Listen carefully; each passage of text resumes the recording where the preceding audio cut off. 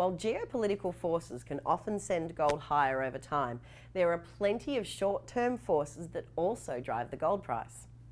Over time, gold might well be headed to 10,000 US dollars per ounce, but between now and whenever that happens, the price action will not happen in a straight line.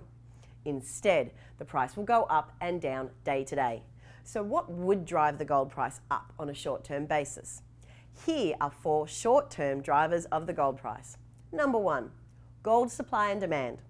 For the first time in decades, central banks have moved from being net sellers of gold to net buyers. With few official sellers and many official and unofficial buyers, gold demand now exceeds supply from mines, putting pressure on scrap gold and other weak hands to fill the gap. Physical markets are skewed toward excess demand because China, Russia, Iran, and other countries continue to demand gold. They are attempting to diversify reserves away from US dollars while output is flat and official sales by the West have ceased. Number 2, high real interest rates. Almost every financial commentator today talks about historically low interest rates. The key to remember is that those are nominal interest rates. The real interest rate is the nominal interest rate minus inflation. Since inflation is basically zero or even negative, if we're experiencing deflation, then real interest rates right now are not historically low.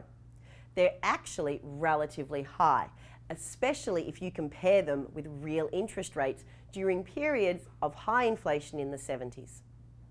Central banks cannot tolerate high real interest rates because they mean lower consumption and investment, which leads to low economic growth.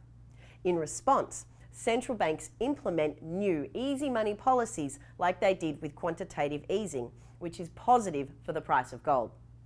Number 3, a falling US dollar. This is a simple inverse relationship. If the US dollar becomes weaker, the US dollar price of gold tends to rise. Traders often look at the US dollar fluctuations to provide short-term signals to buy and sell gold or gold-related investments. Number 4, gold manipulation.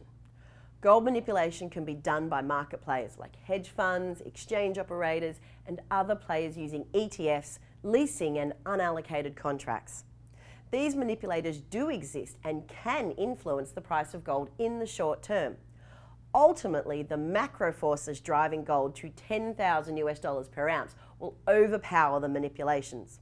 But until then, the price of gold will move, in part because of manipulators' actions.